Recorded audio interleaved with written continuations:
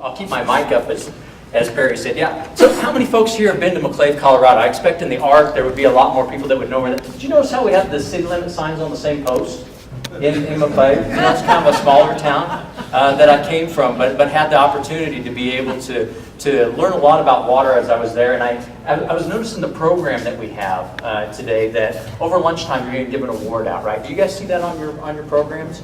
We're going to give it's a Friend of the Arkansas award, right? And it's named after, or in honors, Bob Appel.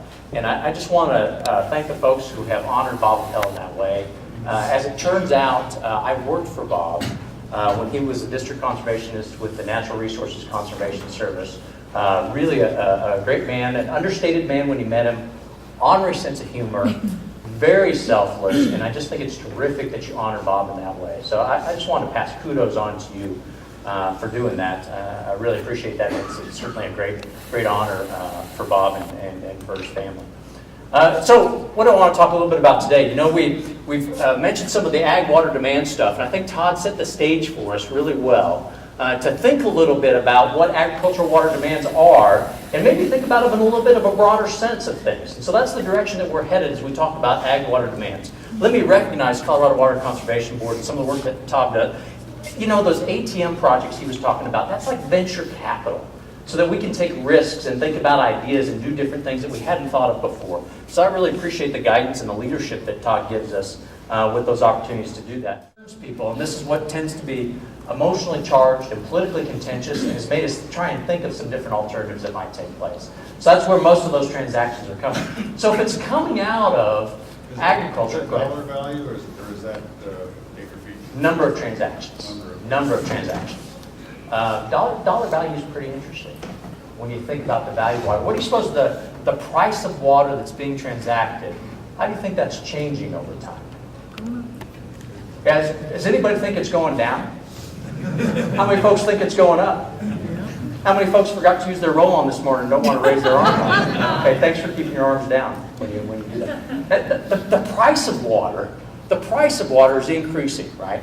And we were just talking to folks at the Colorado Big Thompson project the other day about those increased transactions that you're seeing in that highly charged and frequent market that's taking place. And some of those unit shares are up around $14,000 each for those within the CBT. And that's up above the levels they saw in 2002. I saw a hand go back up there. Do you have a question? I don't know why, but I don't understand what the nature of the transaction is. Is there just a general catch-all that we all fit in, or are they quite different? That's a great question. So when I say transactions, I mean a sale that might take place, or it could be a lease that takes place, or it could be a similar type of agreement. About 90% of all the transactions are sales that are represented by this information, sales that have taken place between willing buyers and sellers. Hey, so when you get a price of water, $14,000 for that unit, for that transaction that takes place, is that the value of water? No. I see a lot of people say no, that's not the value. Why not? Water's in perpetuity.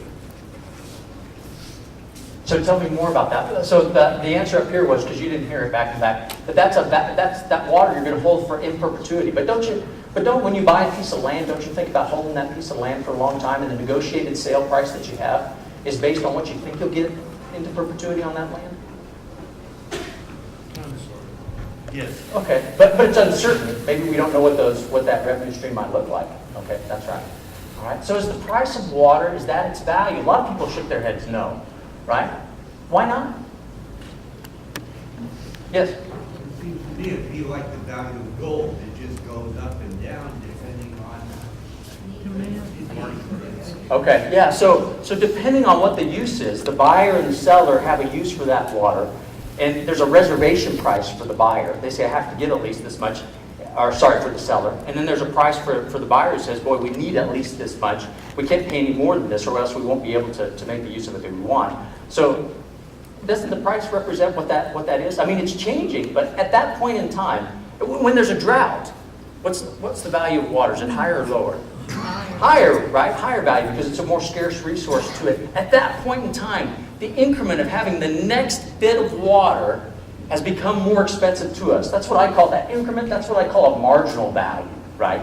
And that's a different number than what an average value is, which would be to take all the transactions that have been transacted for water, or the value that you get for using water, and dividing that by the amount of water that's there. There's two different concepts, right? Okay, two different concepts between a marginal value and what that average value of water is. But the price of water is not necessarily the value of water. Why is that? I saw a hand over here. Well, it depends on what kind of value you're looking for. Mitigation value, production value, offset value, what kind of value. So it depends on what each transaction may represent a different type of value. So I agree with you that each transaction, that price, has some of those values that are in it. But what's not transacted with the water is maybe the spillovers or additional values that we get by other people being able to make use of the water as it's moving down through its conveyance. Or perhaps it's the riparian area that might be around it that adds value to that. Or in fact, maybe the buyer of the water was willing to pay more for that water than they actually paid. And there was a surplus part of that. So there's a difference between a price and a value when it's associated with water. And what we're trying to get at is when we think about ag water demands, what's the value of that water? So we better understand the choices we're going to have to make when those transactions come forward. Let me show you a little bit about the Ark Basin economic sector. So these are folks that fall within that watershed. These are counties that fall within that watershed. If I were to measure all the values and sales of final goods, so right before they're going to be consumed, either by a business or by a person, and summed all of that up, then I would give a value of a little over $1 billion in terms of output that's associated with the entire architectural engineering and related services. And then when I look at what the government provides, I'd have about $8 billion that comes from those sales. This column is about labor income, so these are wages that get spent within each of those sectors or the industries. And then employment, the number of folks that are employed, not necessarily from a payroll survey, so we don't go out and ask folks how many folks are working for them, but instead adding up the wages that have been paid to folks and then converting that to a full-time equivalent. Okay, so that's what those folks represent there. And there you see agriculture, which includes farming and ranching, not any value-added processes. Okay, just at the farm gate sales. That's what the output is in this area. So it looks like that's a little bit over $1 billion that takes place in terms of what the output is. The labor income is about $161 million, and the labor equivalent within the Arkansas River Basin is about 10,000 people, okay, within all those states that are there. So this is 2011. That's what this snapshot of data is. Suppose we'd gone back in time. All right, so we'll go back to 1941, and we'll take a look at what's taking place 70 years ago when that took place, right? How would this slide be different in terms of those economic factors?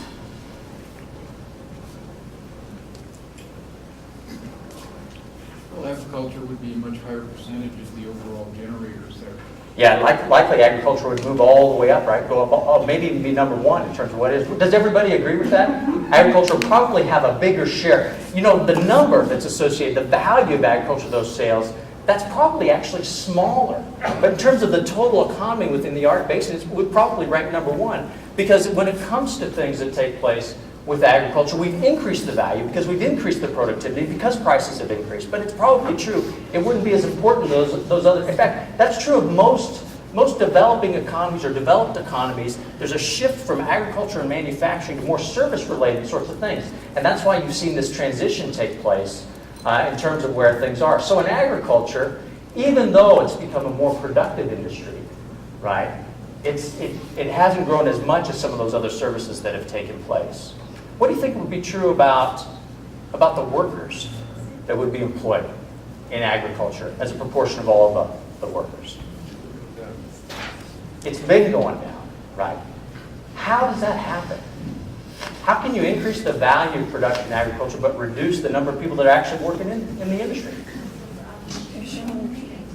Yeah. So there's a substitution that can take place. Somebody said bigger tractors. I want to get out and do a little recreational tillage myself. Robert, maybe you can hook me up so that we can do that. Right now, there's a substitution among inputs that can take place. And in fact, one of the great stories about American agriculture is that as we innovated and as we improved, we released labor that could be used in other sectors of the economy by substituting capital, machinery, and more productive methods so that we didn't have to use as much labor, and then that was able to go out into the economy and do good things, which evolves into these other types of activities that take place, right? So there is that substitution among inputs that can happen. Can that happen with water? Agriculture used to be a lot more intensive labor user in the economy, and it's less so now. Has the water use for agriculture declined from 1941 until now by as much as the labor use intensity? Why not? Well, products that are used, soil enriching, chemicals, and also technology. Yeah, you could probably make the argument that there's more water being used in agriculture today than there was in 1941, because we're producing more agricultural goods today than we did in 1941. The efficiency with which we use that water, we may have improved in terms of the amount of water that we have to withdraw and have to convey that goes into the crop. That may have actually gone down some because we become more efficient in that sense. But because we grow more crops, because we're more productive, we're likely using more water than we can before. So is it possible to release water to the rest of the economy as it grows through technological innovation, just like we did with labor in agriculture? Or will we have to reduce the amount of agricultural production that takes place? It's likely that if we grow the same crops that we did before, and we wanted to release water back to some other type of user, we have to reduce the amount of acres that you have, irrigated acres that you have. But you don't necessarily have to reduce the amount of economic activity that takes place in terms of the output if you can find a way to be more productive, more efficient, and be able to generate higher values, higher value crops on that acre basis. And that's kind of the crux of some of the things that we think about when it comes to what's the value of water in agriculture, what's the next step, what's the next opportunity for applying water to agriculture, what opportunities might be out there. Okay, so that's a little bit of what the Ark Basin's economic sector is in terms of where that economy is. Let me talk a little bit about the agricultural sector specifically. So we've still got those $161 million of labor income, those 10,000 employees, $1.5 billion of output. The greatest users or the greatest generators of output when it comes to the agricultural economy in the Arkansas River Basin is grain farming. So those are all the grains. The forages are like hay, are down here in this level, and then cattle farming and ranching. I think Todd had actually alluded to it, that it's really, Colorado's a livestock state. About 2/3 of the agri-seeds are livestock based, and about 75% of all the crops we grow go right into the livestock industry. So there's an interconnectedness there that takes place. You can also see, I went ahead and pulled up the vegetable and melon farming. It has employment of about 204 labor equivalent folks, but generates about $42 million worth of output within the Arkansas in 2011. So those are the industries or sectors within agriculture in the Ark that are the most productive and generate those most values. And that's what, in part, what the value of agriculture is. Now, is it sufficient to say, is the total economic impact of agriculture in the economy, is that summarized by those sectors that you see? That $1.5 billion. So I've got a no up here. Do I got any no's back in the back? I'll keep, am I doing okay? I'm not going too far? Yeah, you're close. I'm at the limit? Yeah. Because I want to go pick on the people in the back row. But this is a little bit like church, right? Everybody feels the back first. Oh, but we'll be okay. Do you agree that that $1.5 billion, if you said that's the impact of agriculture on the economy, No.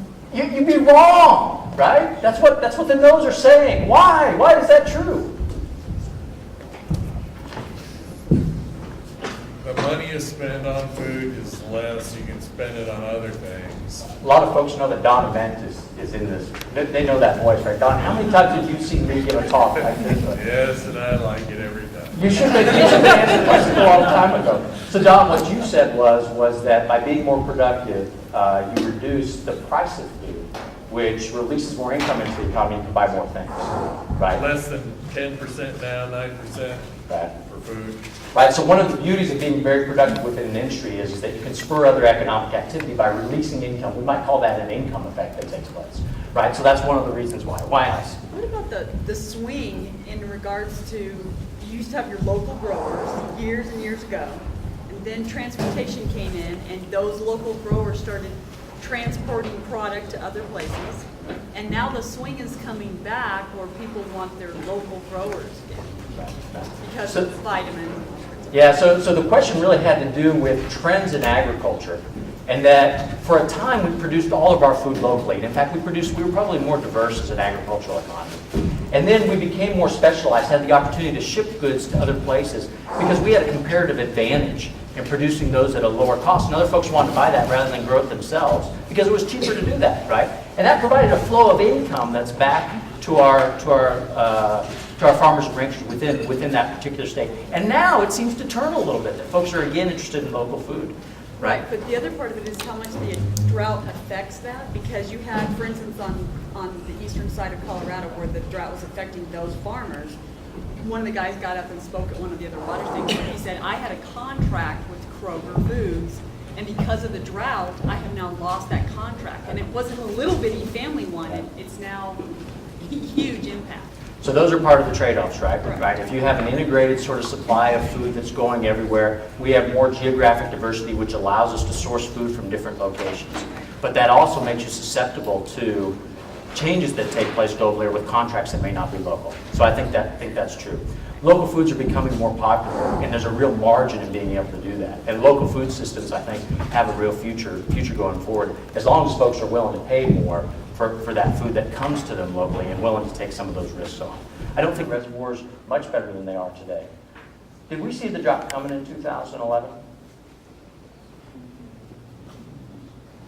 Not so much. Folks really didn't see that. It was an unanticipated drought. So how do you think that changed the economic impact of a drought? I mean, when I think about a drought, I think about things that are drying up a little bit, that we're selling calves at lighter weights, that we're doing different things.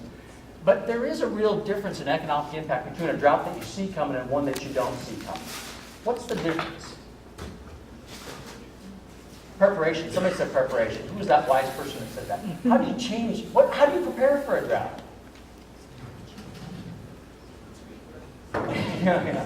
A lot of folks were asking that question. In fact, I think that's what's true, right? In 2011, we didn't see it coming. So if we didn't see it coming, what did we do on our farms and ranches? We did what we always do, right? Yeah. Right? Which means we bought the same fertilizer, we bought the same chemical, we did all the things before. So even though farms and ranches felt the tremendous impact of a drought in 2011, Main Street business didn't. Going into 2012, right? Did folks in southeastern Colorado see that drought coming? Absolutely, because they'd already been through one, right? So they knew how to prepare, so they did different things, right? So economic impacts change, because what do you do different? Yeah, you're going to lower water. Maybe we're not even planting as much as we did before, which is certainly true that took place in southeastern Colorado, right? We don't go with the Cadillac treatments. Our expected yields go down. We buy less in when we do that, right? You sell off your cattle, so you don't have as much to feed. Exactly. You don't have as much diesel expense, don't have as much vet med expense, don't have all the other things that are going on, right? So the economic impact, there's ties when it comes to the other industries within the economy. And if we change our management practices and change our production practices, then that has economic impacts that reverberate throughout the economy.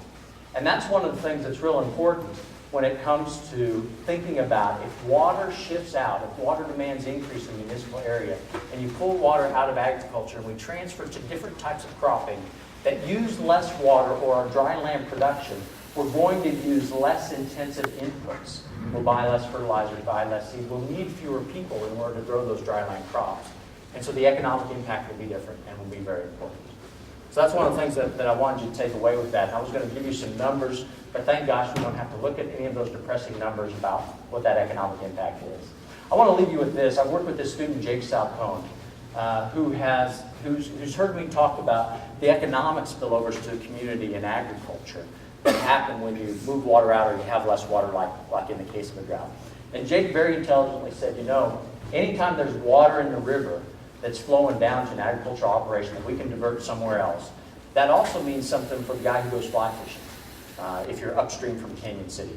It means something for the folks that go tubing, if you're downstream of John Martin, for the tubing race that they have. It means something for the kayakers, and it means something for the environment and in that area.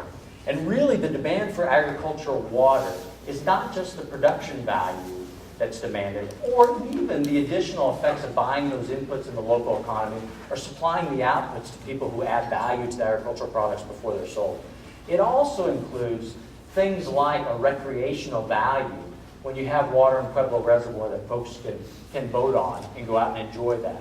And that also has spillover effects in the local economy as folks buy inputs for their boats, but they buy food at the local grocery store so they can take it out and have it on the lake so that they can do those other things too. And so what we're doing now is trying to understand what that value is, not only just in ag's production value and the spillovers that take place from agriculture, but also what are those recreational values and how does that tie to the local economy. So we can say more concretely what the trade-offs are when it comes to shifting water around and making those choices that we'll have to make as stakeholders. We also believe that there's a value in not having people walk on your roof and fix the leaks in the middle of your vegetation. But no, I want you to know that those people cannot file a water right on the water that comes out of the leak. That's somebody else's water right now, right? So be assured that's okay. Your rights are protected. But there's also some ecosystem values and an indirect value of water. So what Jake is trying to do is to understand the different types of economic tools that we have that can elicit those values so we can talk about not the price of water and what it means to a local community, but what's the value of water. And so that's where we started that discussion, and that's where I'll end, Perry, so that we can move on to our next